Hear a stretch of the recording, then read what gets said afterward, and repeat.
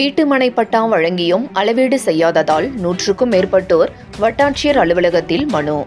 செங்கல்பட்டு மாவட்டம் மதுராந்தகம் நகராட்சிக்குட்பட்ட 12வது வார்டு பகுதியில் உள்ள 124 வீடுகள் மதுராந்தகம் ஏரி நீர்பிடிப்பு பகுதி என கூறி நோட்டீஸ் வழங்கப்பட்டு கடந்த 2 ஆண்டுகளுக்கு முன்பு இந்த 124 வீடுகளும் அகற்றப்பட்டது.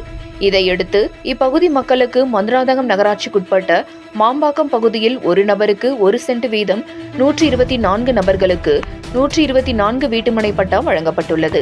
ஆனால் பட்டா வழங்கியும் இதனால் வரை இந்த பகுதி மக்களுக்கு அளவீடு செய்து அவரும் மனையாக பிரித்து வழியமைத்து தர பலமுறை அரசு அதிகாரியிடம் மனு அளித்தும் எந்தவித நடவடிக்கையும் எடுக்கவில்லை. சமீபத்தில் நடைபெற்ற மக்கள் முதல்வர் திட்டத்திலும் மனு அளித்தும் எந்தவித நடவடிக்கையும் எடுக்கவில்லை என கூறி 100க்கும் மேற்பட்ட பொதுமக்கள் மதுராந்தகம் வட்டாட்சியர் அலுவலகத்தில் கோரிக்கை மனுவினை அளித்தனர்.